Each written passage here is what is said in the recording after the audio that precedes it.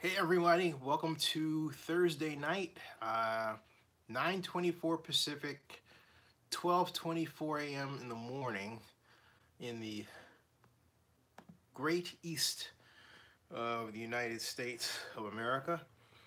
And, you know, we have a funny world today. If there was a time when maybe it was less funny, but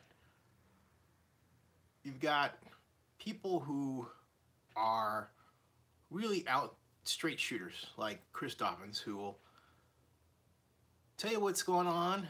As you heard last night, if you tuned in, although YouTube managed to flub up the last part of that live stream, which really bothers me. But you all heard it who were here, and I put it out as soon as it happened on video that night. I should have. Well, I can't film the live stream again. Maybe that part of it's recoverable, but YouTube has some technical issues with its My Live Mobile that have suddenly appeared over the past 2 months that make it at times trying, okay? But I digress. You heard Chris come on and say that the city of Oakland was preparing to file a lawsuit against the Raiders. There are people who are Oakland officials who don't want to go on the record, who are trying to squash talk about it. One person said, "Oh, I didn't hear that," and then I said, "Well, would you go on the record and say something, against what Chris said?" And I got no response, and the response I got, I won't repeat. Not that it was bad language or anything. I just thought it might be a dead giveaway as to who it was. The other person doesn't favor the lawsuit and really doesn't have a vote anyway. And that person believes that if the lawsuit is filed, then we cannot talk to the Oakland Raiders regarding the lease, okay? And so therein presents a very complicated situation that before us in how this should be handled. Now, myself, I've laid out the causes of why I think a lawsuit is necessary. However, it doesn't mean I favor the lawsuit at all. The trouble is that the city of Oakland has put itself into a position, not just with this issue, but with the Oakland bulk and oversized terminal issue, what locally is called the Oakland coal issue, and a number of other issues, homelessness and everything else, where it thinks that by affordable housing, it thinks that by filing lawsuits all the time, it can solve problems that in the past, good old-fashioned economic development would have solved.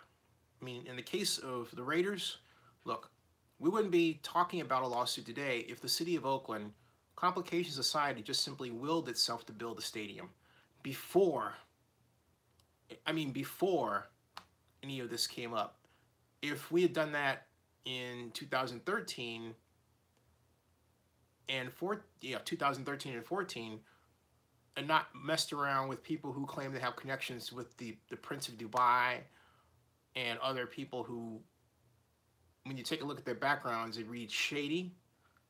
I'm just being blunt, as opposed to experienced, then we wouldn't be sitting in this position today. So from that very narrow, microscopically narrow standpoint, I understand what the Raiders did. However, their simple fact of the matter is the Raiders did not act in good faith. It doesn't matter if people say, "Oh, the Raiders, you can't get their image or name." That's not the point of the lawsuit. At least that wouldn't be the point of the lawsuit for me. The point of the lawsuit is to force parties to act in a way that's mutually beneficial. That has not occurred, okay? That has not occurred, and it hasn't occurred for some time. Good economic development means that in order to build something, you have to work in unison with each other. You have to work in unison with each other. You have to support each other. That hasn't happened. And as Barry Lee just texted, the Raiders didn't act in good faith. No, they did not. My point, however, is that we should have built the we should build the stadium anyway. It's not a matter of, hey, build it for the Raiders. It's a matter of just building the damn thing. Because we have gigantic deficiencies in the meetings, incentives, conventions, and entertainment MICE industry that are glaring. We don't have enough hotel rooms. We don't have enough ballroom space for conventions. We don't have an airport that's really large enough to handle a gigantic flow of capacity on a par with San Francisco International. We have a lot of stuff in terms of infrastructure in Oakland that we seem ashamed to have. We seem ashamed to have a port, ashamed to have anything that moves commerce. We weren't always this way, but we are that way today. And when the people in charge talk about progressive politics, but from an economic development standpoint, it's regressive. It's highly regressive. I'll take your comments now. And Black Lion says, and Donis says, by using taxpayers for what? Black Lion says, one love Radio Nation. I say one love back to you. Angus Mac 316, is that like John 316, says, if Oakland really wanted to keep the Raiders, they would have built the stadium at least 10 years ago. And my point is, Angus, that we should have thought in terms of keeping the Raiders. The problem is that we always thought in terms of keeping the Raiders, and therefore we were always moving to what the Raiders wanted, okay? And when you're dealing with someone who's not acting in good faith, that is a recipe for disaster. When you're in the business of planning and building, you simply have to just build, take the action of moving forward, and let the Raiders and all the other tenants come with you and move that way. But we wasted valuable time in playing with an entity that did not treat us right. And that is what is set up the reason for a lawsuit. Okay? You don't let people treat you that way. And my point is, I don't think a lot of people get it. What the heck is wrong with you all out there? Wake the heck up. Use your brains. You don't let people treat you in a way where you can't trust them, and then you say, well, that's okay. It's not okay. But on the other hand, the city has a gigantic set of infrastructure problems that it is proven that it is too lazy to deal with. Talk is one thing. Work is another. We used to do work in the city. We don't do that anymore. So you have these two developments that have crossed like this, okay? Like, yeah, like it's like an X, and that's what they produced. Nothing for us as a city. Nothing. And yet, where we are is we get the crumbs of what other city has. Like, we get a Comic-Con in Oakland that will start Friday, which is a demonstration of Oakland's insecurity. The Comic-Con is called San Francisco, but it's in Oakland. And the organizers have done nothing to celebrate Oakland, to say the San Francisco Comic-Con in Oakland. They only present that it's going to be at the Oakland Convention Center. That's it. They've shown no desire to change the name. But worse, Oakland has shown no desire to force them to do so. Like, hey, you know what? Change the name or get out of town. We don't need your money. Because they're not presenting a lot of money to begin with. It's a small offshoot. It's not even the real Comic-Con. It's the San Diego Comic-Con is by Comic-Con International, which is in a lawsuit against Salt Lake City Comic-Con because of the rampant use of the name Comic-Con. When I think of Comic-Con, I think of San Diego. I know there are those out there who think of New York. I haven't been in New York Comic-Con. Love to go. But my point is there needs to be, and this is a digression for a second, a clearing of the woods of the vast number of events that have Comic-Con in their name. The Comic-Con that's coming up over the weekend, it's cosplay. Yeah, but my point is they're not even pushing that. But they're saying San Francisco Comic-Con. And it's in Oakland. That is all you need to know about how insecure Oakland is about its image and has been for, my goodness, all of my life. All of my life. Okay. So we've got Corey Brown. How you doing? Corey says, does this lawsuit have anything to do with the Forever Oakland lawsuit? Well, let me say one thing. First of all, yeah, Forever Oakland started that. Okay, it started the ball. It got the ball rolling, and it laid the groundwork for where we are today. So you can't discount what Godfather Grizz and company did by any means. And this is still something that's been driven by Ray Bobbitt, and as well. So yeah, it kind of morphed. You know what I mean? Morphed. All right. And Angus says, I agree, that's not right. They should absolutely change the name, talking about Comic-Con. And CJW says, people are acting like J.R. Smith these days. P.S. Back from vacation. Welcome back from vacation. Where'd you go? Black Lion says, is it right? No. Is it fair? Question. Of course not, but it is what it is. I hate that statement, it is what it is. It doesn't have to be that way. Saying that, saying it is what it is whatever. A quick comment in response to a notification that just popped up. There's a guy who's a Facebook friend who is a teacher who he's taken this habit of late of posting negative texts about his students without using their name. Folks, if you're a teacher, don't ever be so stupid as to do that. It's the dumbest thing in the world. I don't care if it's therapy for you. I don't care what. If I'm a parent and I get wind that a person is doing that as he's doing it, I'm going to take his texts, I'm going to take them to the administration. I'm going to demand that he be fired. That's wrong. Okay, done with that. Angus says, 316 is like Austin 316. I've had the screen name for over 20 years. Oh, right on. Okay, I like Austin, the area code. Okay, that's cool. Hey, man, just asking. Just curious, one friend to another. Just want to find out, one brother to another, what's happening. Congratulations to the Washington Capitals and to their terrific owner, Ted Leonsis, who I used to instant message with AOL many moons ago. And back in 2001, 2002, when I was trying to build a company, which I did build, called Sports Business Simulations. We make online simulations of sports organizations for use in the classroom.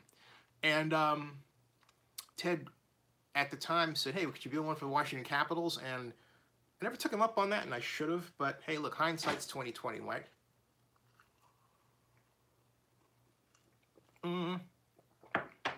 I built one of the Oakland Athletics, so I was pretty happy with it. Didn't get funded like I should have, but hey, you know what? That's part of life too. Moving forward, we've got also Donald Kaepernick. Listen to what I said. Donald Kaepernick. Donald Kaepernick. I said Donald Kaepernick. Oh, Donis, you never answered my question. Or if you did, Barry Lee, what I'm drinking is orange juice. Oh, Donis, for stadium. Tax dollars for stadium. No, I'm not, no. Because I say that, and because there's Vegas, doesn't mean that that is the only way. I don't care what Bruce Allen says of the Redskins. That's the only way to finance a stadium. It's not, okay? There are a number of private financing examples. Look at what Stan Kroenke is doing in Inglewood, all right? So, no. No. At the end of the day, it's will. If you want to do something, political will, it happens. If you don't, and you're a politician, you come up with all kinds of nice, rosy, fluffy, crafty words to basically cover up the fact that you don't want to do something. All right, now, we've got Albert106. Welcome, how you doing? And my mom as well, thank you very much. She's quite well. I love my mom so much. So thank you, she's doing quite well. Oh, by the way, so I tried to get, because you remember last night, I asked Chris Dobbins if he would come back, and he said yes. So now, after I not only put out the video, but I wrote an article. If you go to Google right now, if you're able, and type Oakland Raiders lawsuit and press on news, you'll see what I wrote. And so his name is out there in big letters because he broke the story. He said I could use it on the record. You witnessed that. You were here. And now it's like, I can't get a hold of him. Right? Because he says coming back. Remember that? You all remember that, right? He said, I'll be back tonight. Remember that? Corey Brown says, are you proposing that Oakland build another multi-sport stadium or football stadium? I'm proposing Oakland get its butt together and build a stadium of some kind. Whatever form that takes is another discussion. But my point is that we haven't done anything. And I, for one, am sick of talking about it. And we have to move forward. We're falling behind the rest of the country in terms of convention space and event space. And that is the next growth industry. So Black Lion says, oh yeah, someone from the 76ers got busted for talking about players on fake social media accounts. Yeah, I saw that was the president. Also, Zenny, I checked 10 minutes after you posted the breaking news, and it was trending on Google under the news tab. Ta-da! Thank you. Thank you. Thank you. Thank you. See? Thank you. Ta-da! So you're saying, so let me repeat that. Big Barry Lee right down here. This is what he wrote, folks. I want to note this for posterity. Boom. He says, Zenny, also Zenny, I checked 10 minutes after you posted the breaking news, and it was trending on Google under the news tab. Yeah. So that's because it's, hey, trending news, and everyone saw it, and they're like, no, yeah, it's Zenny. Ah. Oh, brother. Jeez, please, I wish they'd get a clue.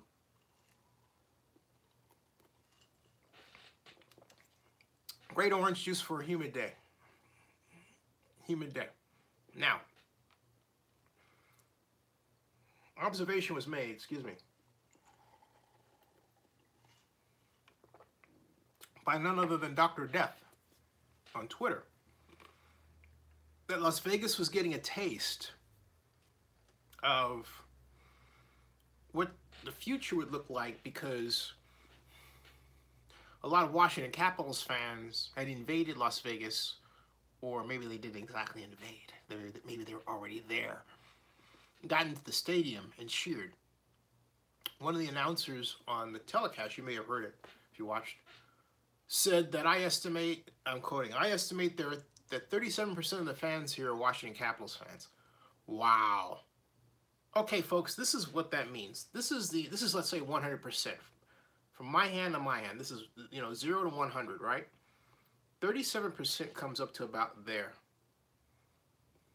That chunk. It's a little over a third. That's huge. That basically means 1 out of every 3 fans was a Washington Capitals fan in this building. Outrageous. Outrageous. Hey, Joseph Bensman. Now, evening, folks. Congrats to Ovechkin and the Caps. Everyone deserves a taste of a title. I quite agree. 44-year history for the Washington Capitals. Wait a minute, Joseph. You may have answered the question before, but who's your team? Hey, welcome everybody to Zenny 62 Live on a Thursday night. There are 30 right now, and may very well be more. Anybody else got an inkling to send out a tweet saying, "Hey, look, I'm here. Please do so." CJW asked me to read his comment above. I hope it's readable. Let's see here. And I still don't see the comment. I did read your comment, CJW. Sorry. So there you go. Anyway, moving along. But if you ask me to read your comment one more time rather than posting it, I'm not going to read it. And if you tell me to read a comment and there's nothing there, I may even, depending on my mood, say, you know what, I don't want to deal with that. I respect that you have something to say, but make sure you really have something to say rather than playing a game. In fact, there are 3 other people who did that same thing. If you are that person, I'm going to ban you. So you have 10 seconds to tell me you're not that person. Okay? Clock's ticking. I don't care if it's a lie, but tell me. Because I don't like that. Bonjour. Comment allez-vous? Not that person. Thank you, CJW. I appreciate that. Thank you. Jack, okay. Joseph Benson says, my hockey team, the New York Rangers, we had a really disappointing year. Hope next year we come back as a contender. Lindquist deserves a title. I agree. I completely agree. Black Lion says, thanks a lot, Joseph Bensman. I couldn't remember the details. And Barry Lee says, yeah, I already banned one troll. Thank you so much for that. Much appreciated. Don't get a lot of trolls here, which I think is a testament to a lot of things, most notably the moderators here who care enough to do so. Thank you. And Joseph Benson says, you got it, Black Lion Supreme. All right. I want to talk about what Terrell Owens said, because it really pissed me off that he did that. And you're like, yeah, wake up. It's Thursday night. And I'm jazzed up, man. I'll tell you why. Because, you want to know why I'm jazzed up? You don't know I'll tell you why, all right? Because a lot of us fought for the right, for T.O. to be in the NFL Hall of Fame. You hear what I'm saying? Hall of Fame. Hey, Dre Perkins, how you doing? We fought for Terrell Owens to be there, all right? We fought, all right? You think I'm kidding? I'm not kidding. I'm really, this is how mad I am about this, all right? Yeah, I'm serious. This is how mad about, I'm mad about it. I'm mad, man. I'm mad, man. They ought to have a TV show about me called Mad Men. What, you said they did? Oh, I didn't know that. Just kidding. Yeah, I'm mad, right? Here's why. Let me show you something. Let me show you something, all right? I want to show you something. And again, I want to show you something because I'm mad about this thing. I'm not just mad, you know, in general, right? I'm only mad about this thing, okay? But it's, what I'm angry about is, excuse me, that of, there it is, okay? I'm going to show you why I am so, excuse me, so upset with what Terrell Owens did today, regardless of his stated reason for doing it. This is from the Night of 100 Stars interview that I did, Night of 100 Stars Oscar party that I covered. They don't do the Night of 100 Stars as of this year, but this is what I did with Terrell Owens 2 years ago, okay? And I want you to hear this, all right? I want you to see, not just hear it, I want you to see it. I want you to pay attention. This is T.O., okay? That is T.O., sunglasses and all. All right, here we go. Unmute. It's great to meet you in person. Tell us about the project you're working on. I am working on my clothing line, and it's called Prototype 81, so definitely stay tuned for that. You can find a lot more information. You can go to my website, terrellowens.com, in the next couple of months or so, but you can definitely follow me on Instagram and Twitter. That's at Terrell Owens, and my Facebook page, too, as well. You're one of the early masters of Twitter, I might add. Now, I mean, really, because you have millions of followers. I have to ask you, are you able to come back to the NFL as a free agent? I mean, are you? Oh, but there's always a possibility. I don't think that they're going to let me back in. Again, that's just how it is. It's politics. It's not like I can't play. But other than that, we can't really do anything about it. What can we as fans of T.O. do to straighten out? I'm deadly serious about that. How can we change that? I mean, you guys have a voice. I think there are a lot of things that are created by movement, by the masses, and so I'm sure. So let's put this together. You've been a great ambassador for the sport, and that your performance is almost second to none. You're the Dallas Cowboys. Okay, you had no off-the-field problems. None. You've been a great entrepreneur and business person. What the heck is going on? We have to change that state of affairs, okay? I mean, it's people like yourself, and if you get the right people behind you, I definitely think some things can change. I got 90 homes right now. Hey, Mike Silver, this is our next project right here, right? I went to Cal with Mike, so yeah. So how would you assess Jameis Winston coming out, because there was a lot of criticism criticism about him. But after his first year, what are your thoughts? And I ask because you caught passes from a lot of different people. You're basically an expert at judging quarterbacks. I'm curious. Well, I think he didn't do bad. I don't think he did as great as he probably expected. Again, playing that position is hard. I know a lot of people make it look effortless, but I think with this 1 year under his belt, and as you said, he's been able to assess and go back and look at the film and see how he can get better. Definitely, I think I've heard someone talk about him getting himself back and getting himself in better shape. So again, a number of things can attribute to the level of success of an individual. So definitely nutrition, definitely workout routines and things of that nature can do a lot of things to really heighten your career and really take it to another level, especially with the last thing, I know you got the Dallas Cowboys. Should they draft a quarterback this year in your opinion? Well, I think it would be smart. I think considering the number of injuries that Tony has sustained in the last 2 or 3 years. So again, I'm sure he realizes that he can't really play this game forever, especially with the toll that his body has taken the last couple of years. It's been rough on him. So again, they should really kind of start looking toward the future. And for a receiver's sake, I know Dez Bryant, he's going to need somebody who's getting the ball, or all hell is going to. Do you text Dez once in a while? Every now and then when he texts us back. Oh, there's a message to him. Hey, sir, thank you so much. All right, absolutely. Okay, so you heard it, folks, right there, and my truck with T.O.'s announced decision, simply is that he has fans out there and people in the media who have fought for him to be in the NFL Hall of Fame. And he turns around and says, man, jeez, I don't know. Joseph Binsman says that he, talking about T.O., still feels sore at not getting in first ballot, I bet. And he probably still thinks he can play. Isn't really 100% retired in his mind. Some people just hold grudges. And Joseph Binsman says, T.O. doesn't want to attend the Hall of Fame festivities in August, guys. Yeah, and not only that, let me read to you what he said. I started to put this on the title part, but I didn't, Terrell. But let me explain to you, because he's still, if you type in Twitter, just just T-E-R, it finishes it with Terrell Owens, which means Terrell Owens is the most searched for term starting with T-E-R. Okay, now.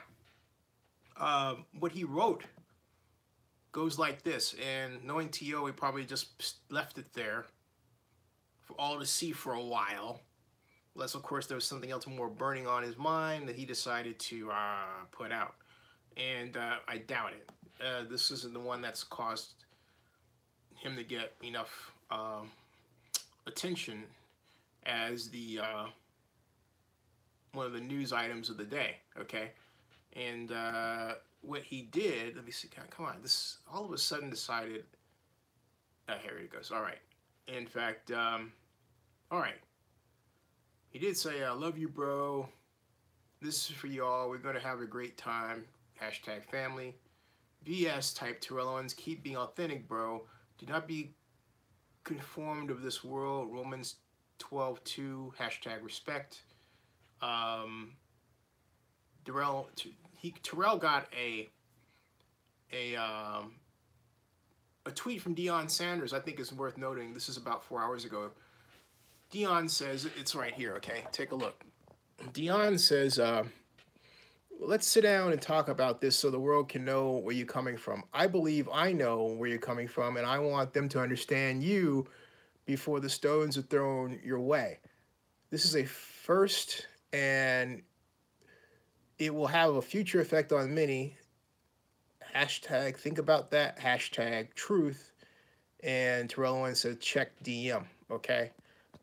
So I don't know if Deion responded to that DM, but my point is that even prior to that, what he wrote that started all this went like this, okay? And he says, I am so grateful for all the support my family, friends, and certainly my fans have shown me throughout my entire career in the National Football League. When it was announced that I was going to be inducted into the Professional Football Hall of Fame, the response received from my fans was overwhelming, and I am truly humbled. I am honored to be included among this group of fellow inducted individuals. While I'm incredibly appreciative of this opportunity, I have made the decision to publicly decline my invitation to attend the induction ceremony in Canton.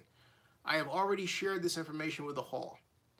After visiting Canton earlier this year, I came to the realization that I wish to celebrate what would be one of the most memorable days of my life elsewhere.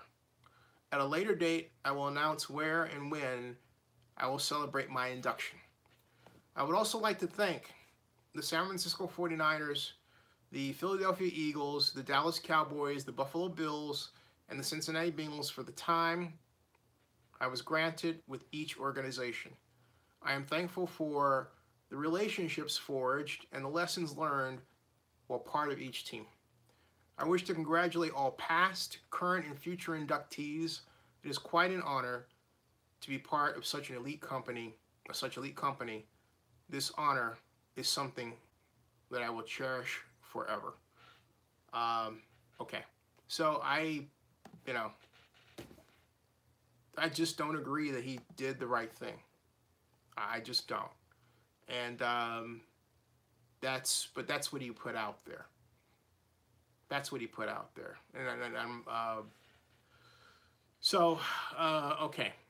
Now, moving forward, now I don't agree with it. And so now G. Taylor says, hat tip to T.O. And you can't hear? Wait a minute, you can't hear? Hold on a second. Can you hear? Because me.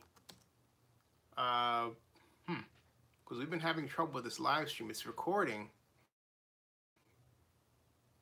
But want to make sure that oh, you can hear me? Okay, cool. All right, thank you. Black Lion says, shaking my head. Dre Perkins says, so everyone can hear me? Just making sure. Because I'm, particularly after the last 2 incidents in 3 weeks, I'm a little paranoid about what's happening with the YouTube live stream. But Dre Perkins says, so if you can hear me, just type a Y, please. Thank you. And Dre Perkins says, and I was really disappointed to hear that Cliff Branch has not been inducted into the Hall of Fame yet. Yeah, Dre, I'm glad you brought that up. And I think Deion Sanders' tweet back to Terrell Owens, thank you for the Y's, by the way, opens up a possible future for the Hall of Fame, which I happen to agree with.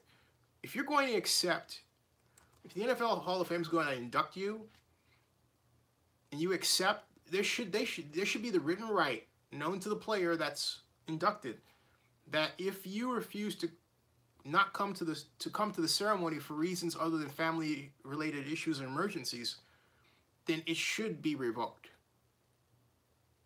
You should show by your image of being there, by your presence, what being inducted into the club says. That not only are you part of the club, but that you want to be around the other members of the club.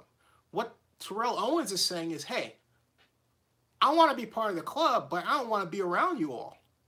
That's the message he's sending. He may not say that's not what I meant, but that's what he said. No, he didn't mention anything about anthem protests, nothing political. It was all about something back there in his mind that he implies occurred during the time he visited the hall the first time. He put that in there. He said, after attending it the first time. That's what he said. Well, which begs the question, what happened? Right? What happened? We don't know. He won't tell us. He puts it out there. It's like he drops a giant bomb, watches it explode, watches the handiwork like, but doesn't want to deal with anybody asking the question, well, T.O., why'd you drop that bomb, man? Okay? So, Kevin KD says, T.O. does deserve recognition for his absolutely tremendous career. Yeah, but why does he have to go and mar the celebration? Joseph Benson says that's what Trump does a lot, throw bombs. Right, and we ask questions, and CJW says has something that has whatever, nothing to do with, the point in hand. Black Lion Supreme says he really needs to grow up. He does. Kevin KD says, and T.O. does not strike me as somehow as someone whose politics are in line with the issues of marginalized people. And John Mark says, hi, guys.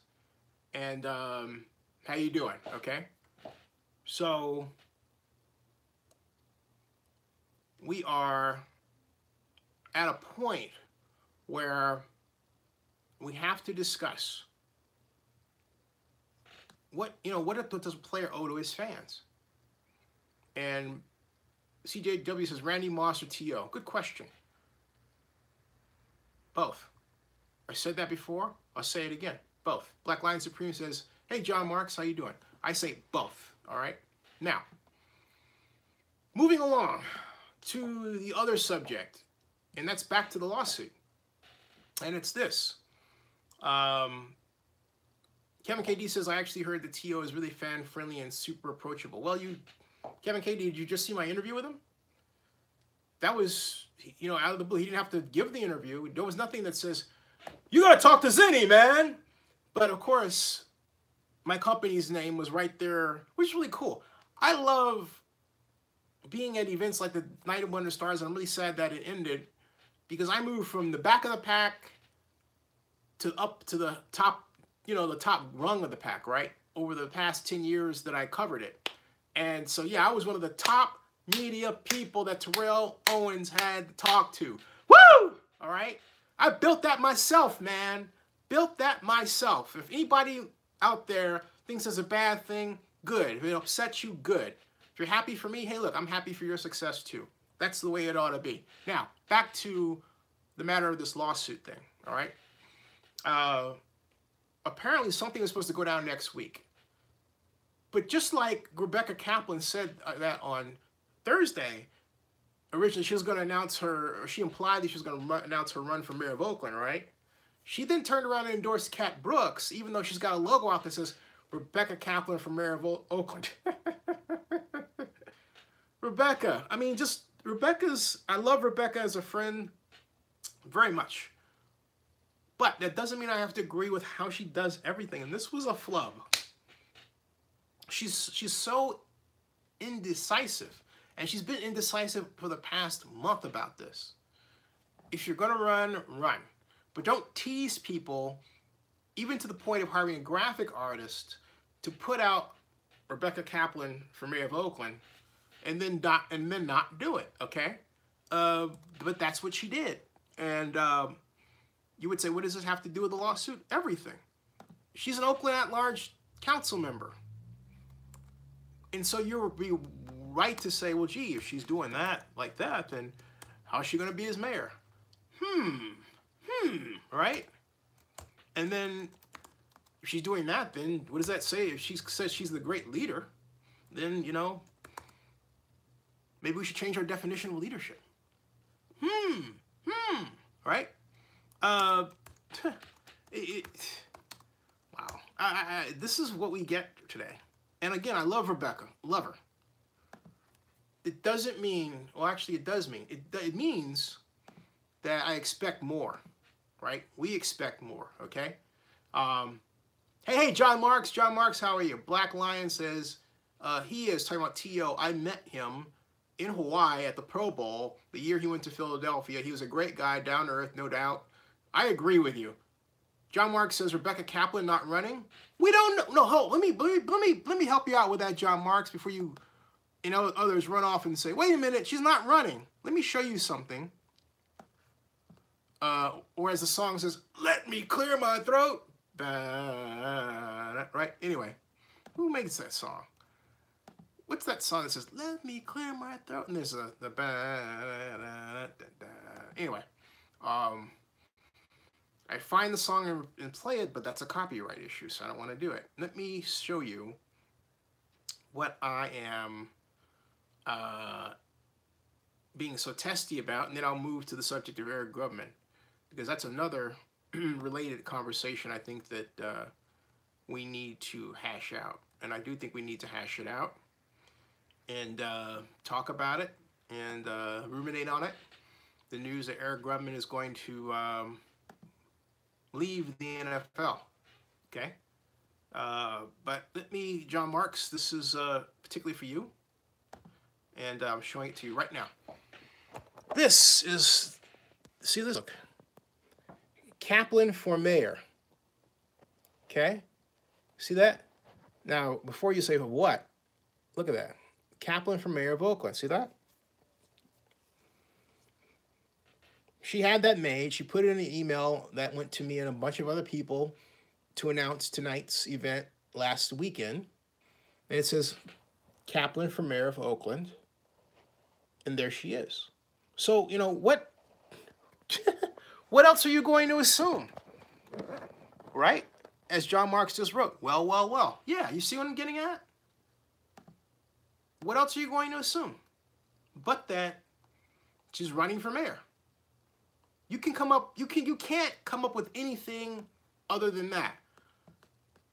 I mean, unless of course you want to play passive aggressive and say, well, she didn't actually say she was running. She just had this picture. I mean, come on. All right? Come on. It's ridiculous. All right? John Marks says he's still voting for Nancy Sidebottom. And okay, and CJW says T.O. is like Joel Embiid, good people on camera, but on social media and court, feel trash talking, laugh out loud. Albert 106 says, did you ever find out about that $105 million bond? I haven't gotten an answer that I'm looking for. And that's a good question, Albert 106. What he's talking about, Albert 106, is that last week, Tuesday, the city of Oakland approved, very quietly, $105 million bond issue for cash paid up front, paid back via identified revenues from within the city of Oakland's general fund.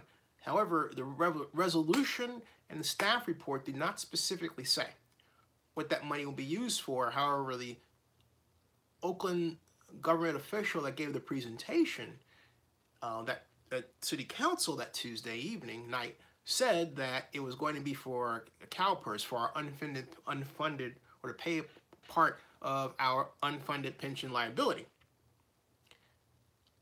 Yeah, I say like that because, again, the resolution did not earmark that money. And it did say for anticipated expenses. Like what? It wasn't tied to anything. And when it's not tied to anything, it means it can be used for anything, regardless of what the city staff says. Welcome to Zenny 62, everybody. So that's what happened with that $105 million bond issue. They are going to float it, and they're going to get the money, and we'll just have to find out how they spend it, they being the city of Oakland, all right? And now, Kaepernick versus Donald Trump. Can I face plant my hand in my face? Why? Because this unresolved Kaepernick issue, and I know I said Kaepernick instead of Kaepernick, but Kaepernick issue is the gift that keeps on giving both to him and to those who'd be enemies of the NFL. The NFL needs to resolve this, and the best way that it could do it is just simply, to say, you know what? We are going to bring Kaepernick back into the league, and we're going to let the chips fall where they may. That's it. Simple action.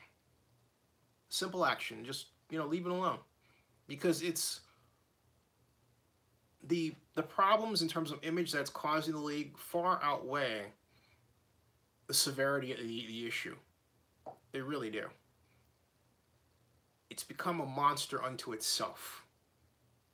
So now Kaepernick's deposing people. He's going to depose or try to depose the president, and there are people who are saying, well, gee, can he do that? Well, we're going to find out. The simple fact that we have a sitting president in that position is ridiculous. Take a knee for Cap. I quite agree, John Marks. Kevin KD says Trump 3 nemesis Obama, Kaepernick, and Hillary Clinton.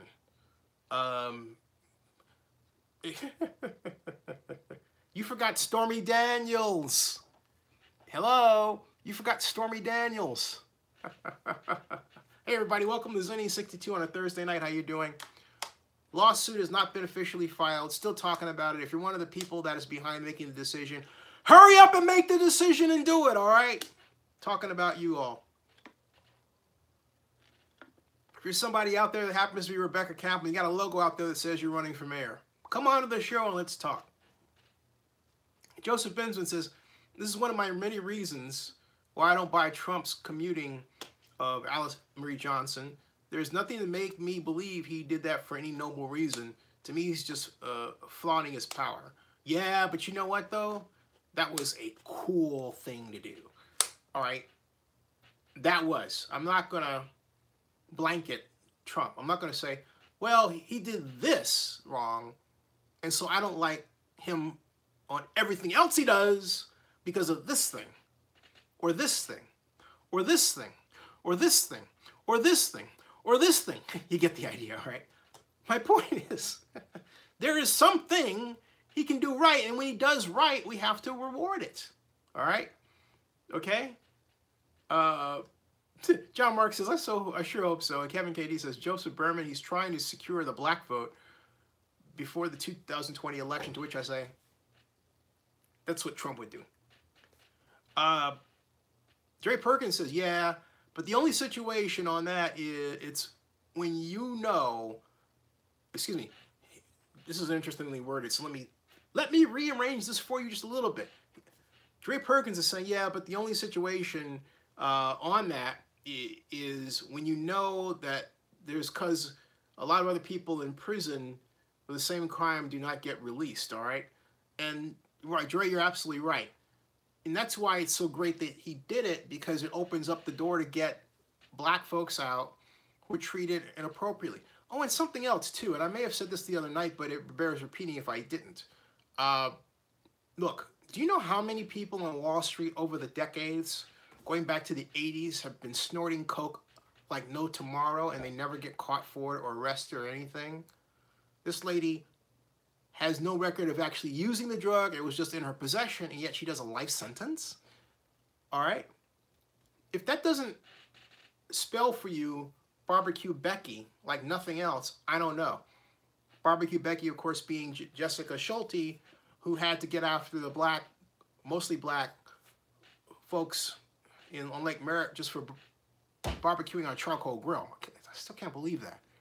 Call the Oakland police, okay? There is, if you want to see a hallmark of the last vestiges of racism, it's someone applying a rule, or using a rule selectively with respect to race. Oh, you're black, therefore we're going to throw up this gigantic gate, you know, against you. But oh, you're white? Oh, we don't see the rule. What are you talking about? Okay? That's subtle racism, folks. And it's carried out. How you identify it? Look at the statistics. Look at who is arrested. Okay? That's how you do that. If you have a disproportionate number of people of a certain type being arrested for a crime, it doesn't mean that they're committing the crime. It means that the police that are assigned to find out who is acting in a criminal way elect not to look in certain areas of life to find the criminals. All you have to do right now, you can do this right now, you can go to any search engine and type Wall Street and cocaine, and you'll find all of these accounts of Wall Street bankers and their love for cocaine. Which implies one thing. How come the New York police haven't ran in and arrested everybody on Wall Street and searched everybody for coke? Even today, all right? What are they afraid of? Are they afraid of Are they afraid of the Wall Street equivalent of Stonewall? Okay, just putting that out there. Is that what they're afraid of? They're afraid of something. All right. So Dre says, it goes back to who you know, because if you don't know anybody, you get arrested. That's a great point, Dre. Who you know, but that's my point. It's who you know, and you know not get released. And you're right. And Kevin KD says, John Mark says he's trying to be a best friend. And then Joseph Bismuth says, I'm happy she's out, but I don't believe he genuinely cares about her. He has been flexing his pardoning power because he's trying to show Manafort and others he will do that for them. Yeah, he maybe pardon himself in the process, right? And Joseph Bismuth says, I don't Joseph Bismuth says, like one black person voting for him, Kevin, yeah, laugh out loud, he's gonna get even less black votes in 2020 if he runs. Trey Perkins says, from my understanding, it was more than just cells, it was racketeering that she was involved in. But my point is, Dre, racketeering is, RICO is the Racketeering Influence Corrupt Organizations Act. And what it means is that basically the organization was acting in a way to gain money from people to do a thing that was not legal, right? But if you're going to prosecute someone on a RICO charge, then make it a RICO charge. Don't prosecute them on something that you would not prosecute someone else for because you chose not to pay attention to them. And that's possession of cocaine. And also what I ask people to not do is, basically just simply don't assume that, in this case, what happened with Miss Johnson was for some other reason than what it was. She was arrested for cocaine possession, and it was a nonviolent offense. It's put out there as possession. It's not RICO. No one says, hey, look, we're arresting you for RICO. That's entirely different. All right? That's not what this is about. Okay? So anyway, Joseph Bismuth says it would fully be poetic. And not only that, I don't think Alice has it within her to understand that she would be forming a RICO corporation anyway. All right? Part of a RICO charge is that the person doing the RICO has to be aware that they are doing the RICO, as opposed to, maybe a missed paperwork or something like that that's fixable like that. Okay? You have to prove intent. And to prove intent, you have to prove that person had knowledge. So, Joseph Benson says, it would be truly poetic justice if he got all Ben Carson's vote from the black population. Kevin KD says, police never raid Wall Street to look for drugs. That's what I point. Ask yourself why. Just ask. Black Lion says, those people, whoops, lots of comments here. Black Lion says, those people are known well in the hood because that's where they go to get their drugs. Which people? This like guy says, remember the stunt Mike Pence did last year? Flies across the country just to walk out of a game and tell everyone how mad he is at players taking a knee. Yep.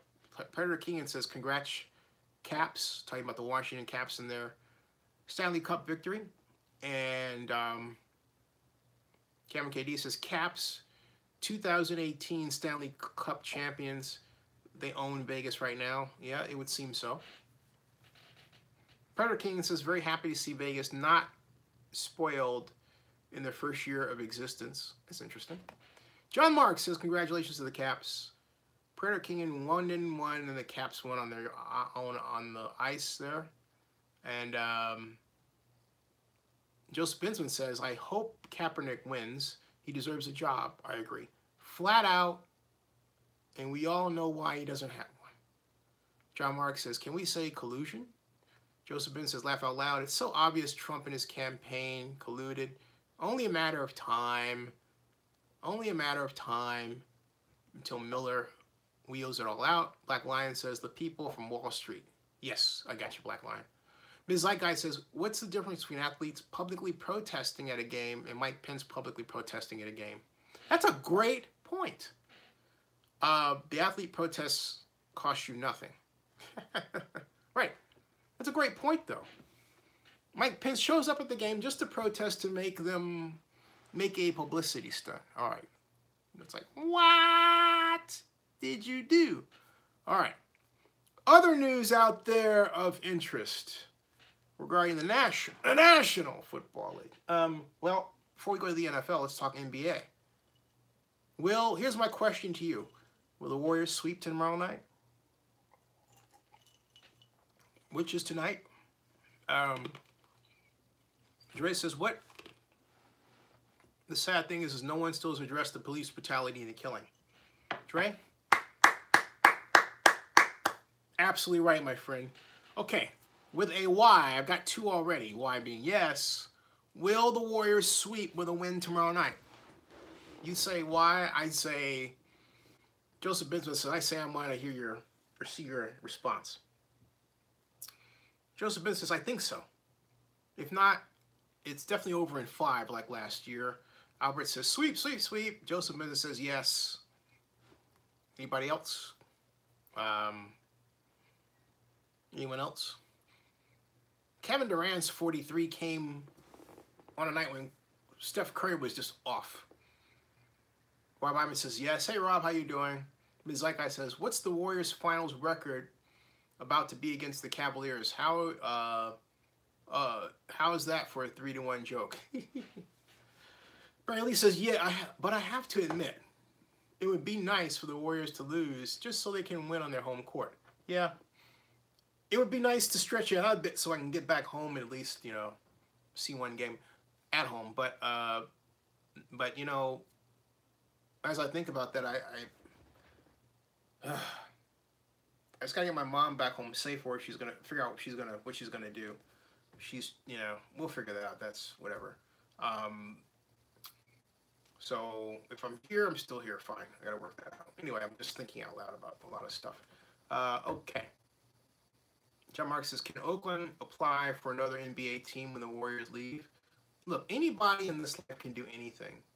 Just because an organization says, hey, you can't do this, it doesn't mean that you as Oakland, we as Oakland, can't come up with an argument that the NHL would like, or the NFL, yes, I did say that, or the NBA.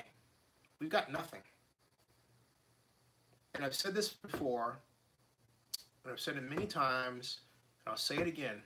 Oakland has to prove it has the will and the initiative to complete big projects, and it hasn't done that yet. It hasn't done that yet, okay? Hey, welcome to Zenny62, everybody. Please subscribe if you haven't done so before.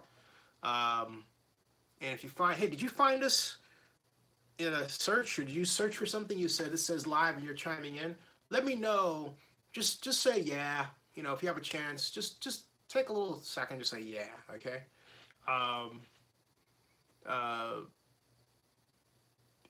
Just say yeah, And Ms. Like I says, I think LeBron James has already made up his mind. Oh, by the way, CJW was talking about how I have 40-something thousand subscribers, but only a handful of live stream people. And that's not lost on me, because I believe, and I have evidence, that YouTube tries to control who gets an audience and doesn't by manipulating how videos are seen in the subscription feed and how notifications are sent or not. Because it wasn't always this way. Of course, I haven't started the live stream button for, I think, the last year plus. But there's definitely a problem. You used to be able to message everybody. You could tell when you got the response back, and now you can't do it anymore. And I went from, my subscription base has risen, but it's still not anywhere near as large as people who have hundreds of thousands of, I mean, like 200,000 subscribers. And yet, in some of their videos, have fewer views than a number of mine. There is a problem. And there's some things going on that I don't trust. So that's why I ask for people to just share, when they're here, share that they're here and bring people in. Not all of my subscribers are getting their notifications, and I don't have any one thing that I can push anymore, I don't believe, where I can send out one note to all 40,000 plus subscribers, and I should be able to do that. There ought to be a law! There ought to be a law! So anyway,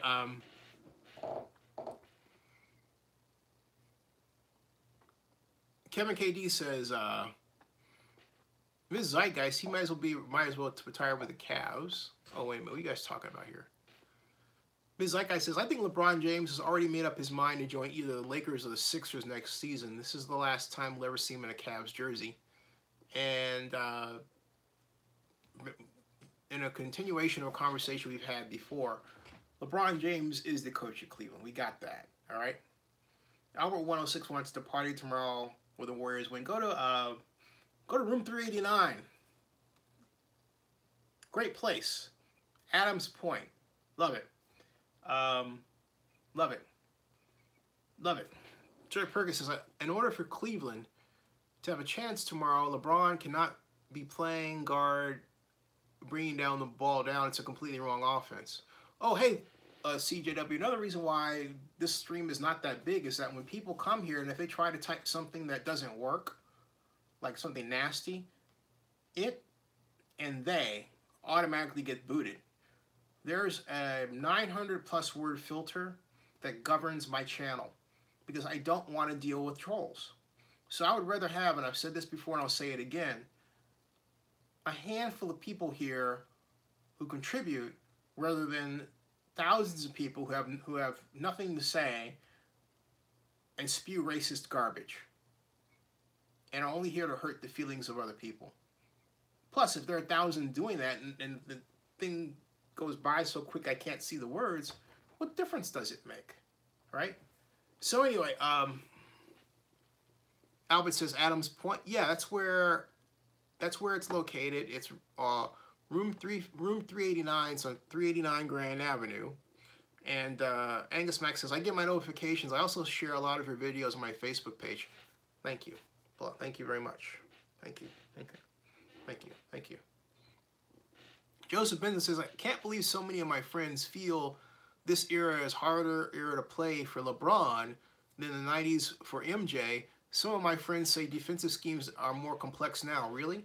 Yeah, because you have the internet to study what people have done in the past, apply it today, test different types of approaches. It's a reflection of the fact that the game has grown. That's what happens.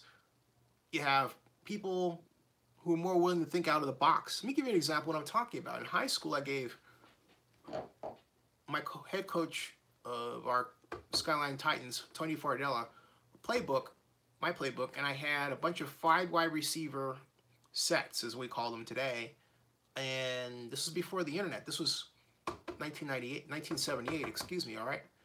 And just 5 people blocking. You know what I was told? You need to have somebody else in the block. Not all those guys are going to be able to hold back all those folks rushing. My response was, the quarterback is not holding on to the ball long enough in my play design for that to happen. I remember getting into a heated discussion with coach and a student. Coach was Mr. Jackson's student, because they didn't understand time motion studies. They didn't understand the simple fact that, hey, look, if I'm only holding on the ball for a second, you can't sack me. That simple concept that I explained to you in 78, they were like, what? No. I said, yeah. He's going to get sacked. I said, are you telling me that the minute the ball is snapped, you're going to hit me instantaneously? Stupid. Okay? Can't believe that. Even to this day. So I say that to demonstrate how thinking about a game can evolve to change a game. And when you look back at the way the game changed, you think, really? They thought that? So yeah, in that context, it is possible for defensive schemes to be more complex today, because because within that statement is the fact that complexity is another way of explaining how different something is. All right. Okay, close that out. Let's talk about Eric Grubman. Woo!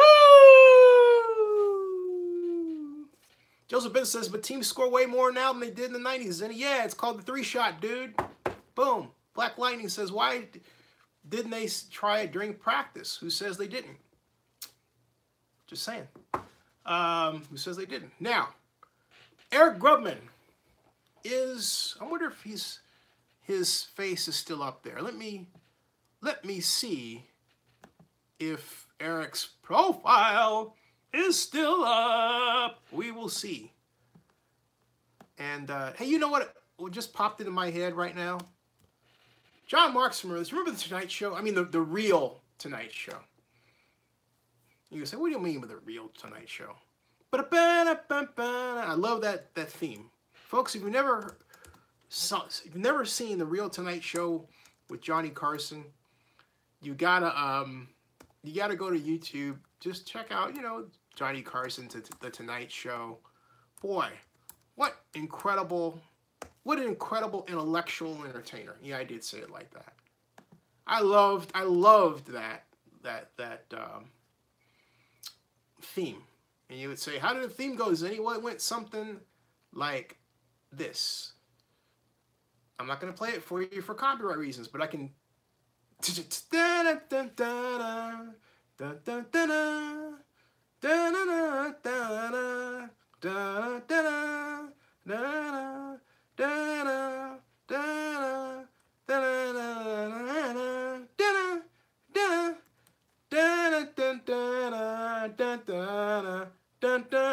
There you go. All right. Now, Troy Vincent, let me read you executive bios. There's Roger Goodell, Troy Vincent, and Eric Grubman. And there's Robert Gulliver, who's the Vice President of Human Resources, Jeff Pash, Head of Legal, Brian Rolapp, Executive Vice President of NFL Media, President and CEO of NFL Network, a new title of his, Mark Waller, Executive Vice President of International Events. Now, Eric Grubman, of all of them, he's number 3. The guy next in line to be commissioner is generally the guy who is, or a gal, will be Executive Vice President of Football Operations, and that's Troy Vincent,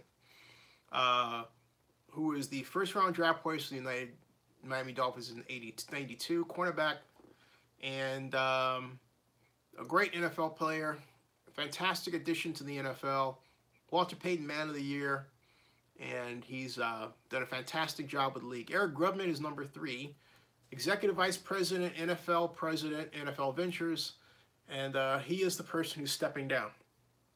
Why? I'm going to speculate. I'm going to speculate that it may have something to do with what I believe is a changing of the guard of thinking and how the NFL invests its money and how it makes money, and then in part is tied up with gambling. And I thought about this because, look, David Tepper,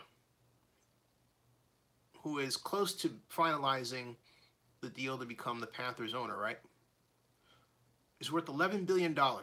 He runs a hedge fund. Now, if you're trying to figure out who to work with to invest your billions of dollars of monies, if you're the NFL, who are you going to trust more to do that? Eric Grubman, who's not worth $11 billion. Well, he's, wealthy, but he's not $11 billion. He's not a hedge fund manager. Or a guy who's a hedge fund manager, who's worth $11 billion. I think you're going to pick the guy who's the hedge fund manager. And although I have zero proof, well, I have an inkling.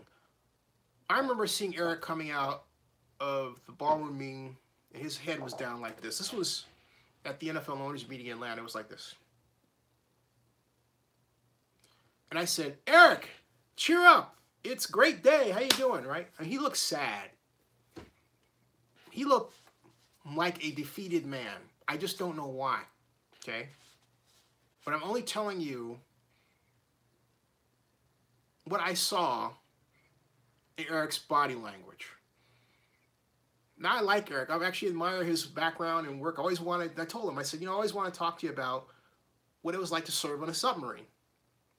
He's got an interesting life. He worked in energy and oil, and his life, in terms of some ways, has paralleled mine from this perspective of oil and energy. But he went in a direction that I would have liked to have gone into, and probably still will at some point in the rest of my life, because I have this itch to want to be part of running a company that produces things, I'm starting one that produces media, right?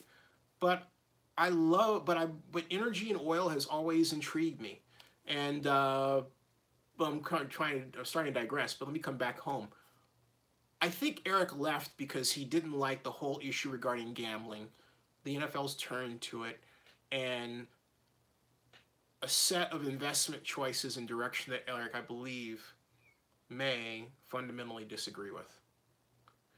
That's my inkling. I don't have, other than what I saw and I just told you about, I don't have a shred of evidence to back that. I'm making that clear right now.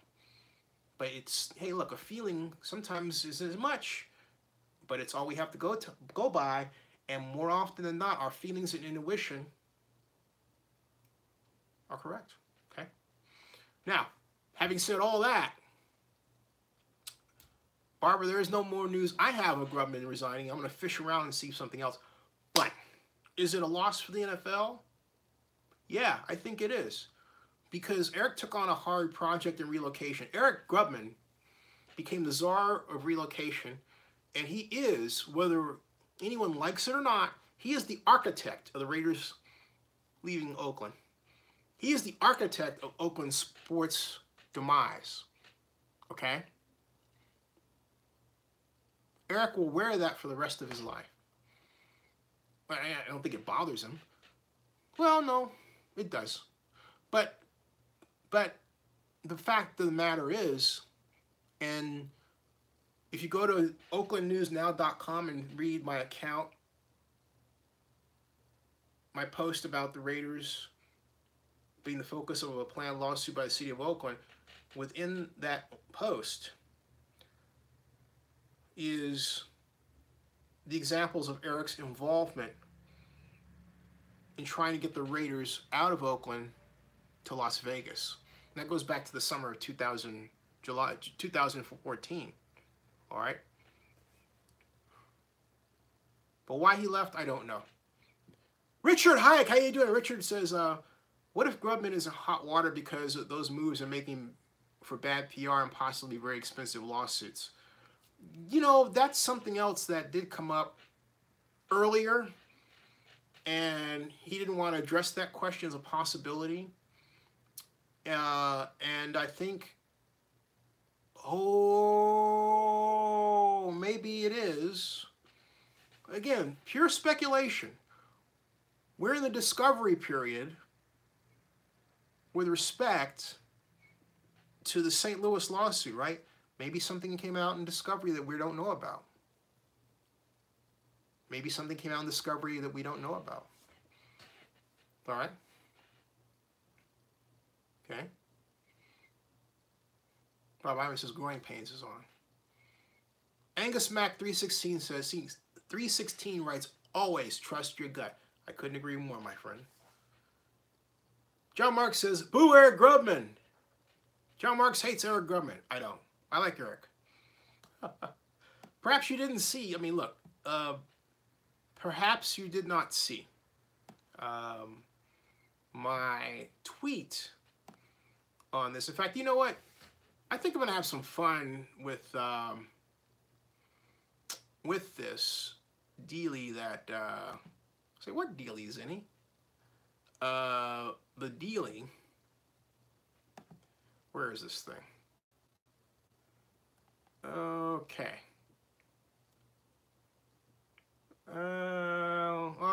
Second thought. There. Okay, here it is. Take a look, folks. This was 2015. That was at NFL headquarters after Eric gave his speech and talked about and gave an update, 11-minute video on Zenny 62 about Oakland, and then Oakland Mayor Levy Schaaf's presentation, which he praised. This was the one where they went, the mayor of Oakland went, the mayor of San Diego went, as well as representatives from St. Louis and the Penske person, and they went to make presentations regarding keeping their NFL teams in their home cities. So that's the Eric I prefer to remember with the NFL. Fun guy, great to talk to, okay? Executive Vice President of Business Affairs. Although, you know, that's Eric, okay? So, yeah. That's the Eric I prefer to remember. So...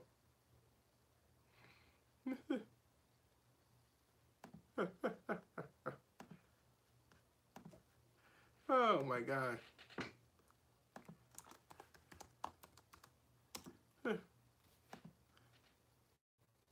Now, I slowed down because I got an interesting response I cannot share from somebody very much involved in Oakland politics regarding the whole Rebecca Kaplan thing about running for mayor. That's all I will say.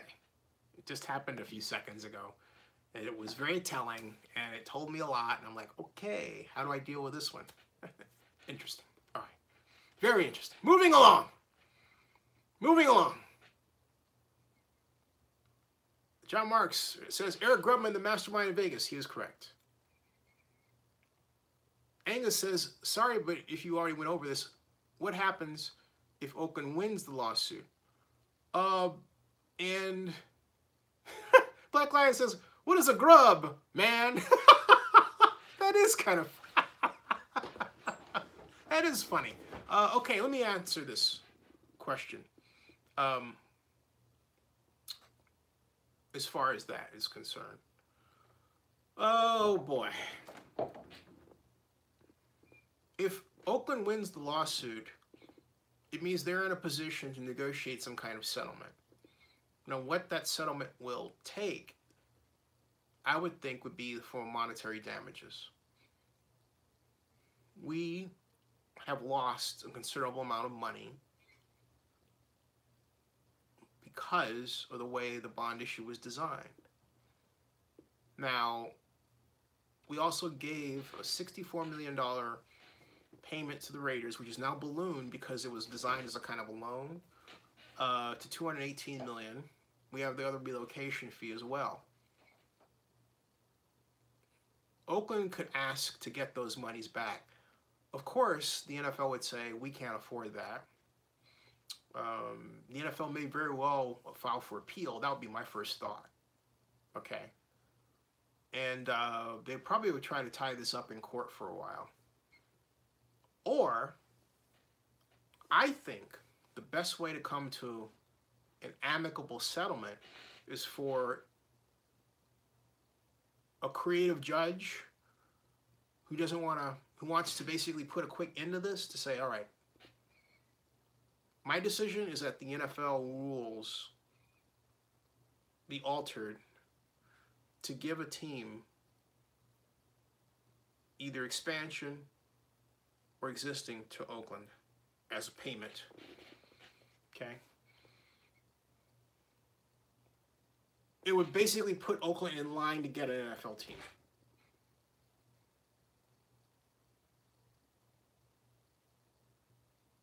Now, if you think about that, as I just did again, it means that Oakland would get no monetary damages, but it would get the right to establish a team. Now, what Oakland should say is, hey, that's cool, but how about waiving the franchise fee? Ooh, all right? Because if the NFL suggests that, the NFL basically puts themselves in line to get scratch, right? So that would be the ultimate best case, worst case situation for the city of Oakland. You get an NFL team right, but guess what? You got to pay to get it. What about getting the right but not having to pay to have it? No franchise fee, right? No franchise fee. Because otherwise, Oakland comes away with, oh, you can have a football team, but you have to pay for it. Whereas Oakland would say, wait a minute, we've already lost all this money. We have to do this. We have to find somebody else. No, that's not the way to do it. The court should say, and I'm not saying the court will say this, I'm saying the court should say, hey, that's if Oakland wins. The question is, does Oakland have a shot at winning? And that's the real conversation here, folks. The answer is yeah. And the reason why I say that is I want you to go back and I want you to do your own research over all the stuff that Oakland Raiders have done to the city of Oakland in terms of how they treated them over the years, all right? Make your own file.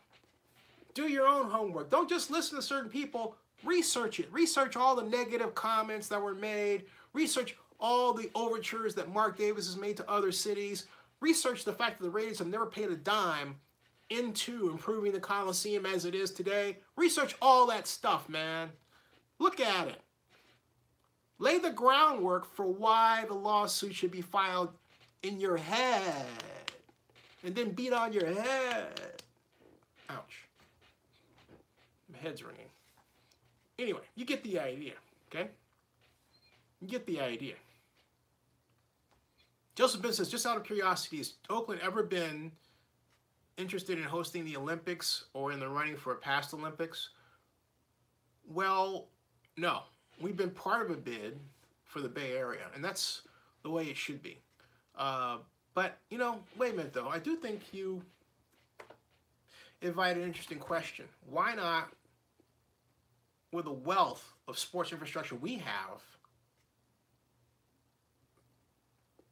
lead a bid ourselves? And it's a good question. We could do it. We just haven't. Super Bowl, well, I've done that. We need to do it again. And again, and again. We need to build things. Okay? And John Marks wants an expansion club. Take the Raiders' name. My point is, you want an expansion club, but you have to pay for it. That's going to cost you almost $2 billion right there. Boom. Where are you going to get that money? I don't see that. Don't assume that somebody else don't assume somebody else other than yourself can do it, who you say has the money. You don't know if they want to spend it that way. All right? Kevin KD says Oakland Raiders are bust. Predator says, yeah, you're right, John. They in season, but I just started airing it on Monday, May 28th, but it looks like, oh, you're talking about something else. And Kevin KD doesn't want the other teams and all that. Okay, I get that. But the reality is you may have to accept this. You'll have to accept it. Because absent a revelation in court that could cause a reversal of this whole thing, which might explain why Eric left, I don't know. See, his move invites more questions than anybody can think of. I mean, whew, well, I can think of a lot of them. Something is rotten in Denmark, I tell you. Something is rotten in Denmark. Now,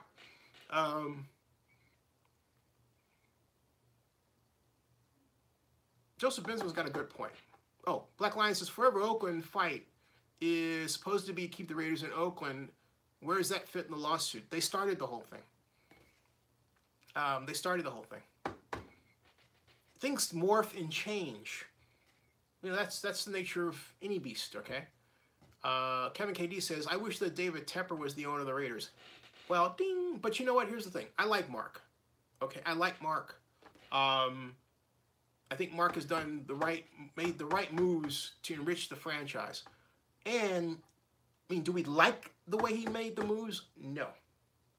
But I do agree with him with respect to sports gambling.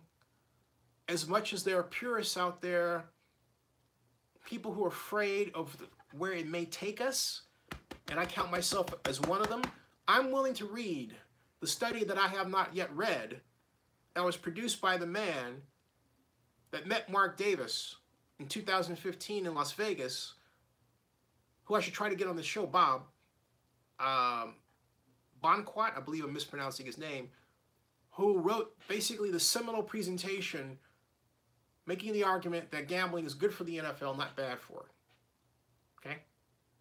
I know for a fact that David Stern, the now former commissioner of the NBA, has told me personally that the future is gambling. He told me that where? Well, we ran into each other walking through the Venetian in Las Vegas. Okay? Said that. Okay? Boom. So, boom.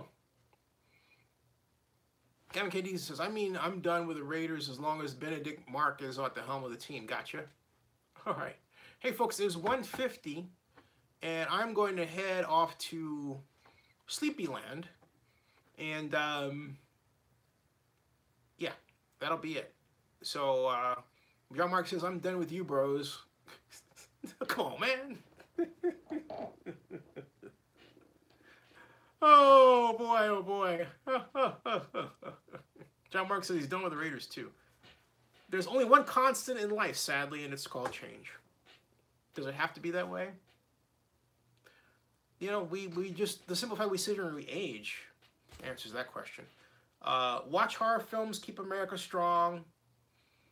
Angus Mack says, Angus 360 says, okay, have a good night, sleep tight. Hey, you guys, everybody, thank you so much for your support. Thank you for everything. And hey, here's the thing. If something breaks tomorrow that I think is nearly massively important, I'll start up a live stream earlier rather than later. So keep 1/8 of an eye out for your notifications. Oh, by the way, Joseph Bensman asked, do you think Justify wins the Triple Crown on Saturday? I have no crystal ball on that. We'll see. Hennessy, you just came in. How you doing, buddy? Has the city of Oakland already begun to set other events at the Coliseum? Not yet. The deadline for that is June 30th, coming up. Great question. Black Lion says, watch The Evil Dead. Is that on tonight? Now? Go Warriors! Says Arbit 106 just sent out on the message. Predator Kingdom says, watch The Evil Dead, and Carrie is on. Wait, which Carrie? The old Carrie or the remake? Which I haven't seen. Which one? Predator Kingdom. Which one is on? Carrie with Sissy Spacek. Ooh, that's scary, man. It's, you know what? Carrie is not so much scary for me as Carrie is sad.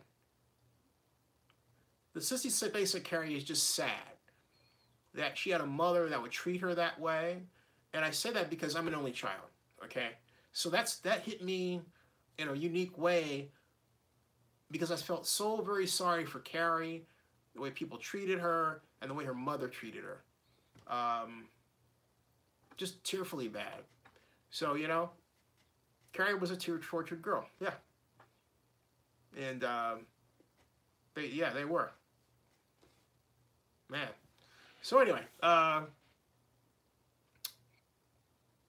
school was great for me.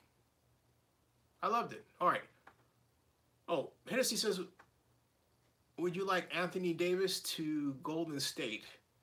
Not going to happen. Just if they could swing Anthony Davis to go to Golden State, wow. That would be better than LeBron, I think. All right. Sleepy time. Good night, everybody. Again, thank you. See you Sunday. Definitely. Thanks again. See ya. And if you haven't done so and you're watching this right now, please subscribe. Subscribe to Zenny62. And if there's something you want me to talk about, send me a message or a note or write on any of the comments pages in the video, okay? Or just send me an email. See ya. Good night. Bye. Bye-bye. See you all. See ya.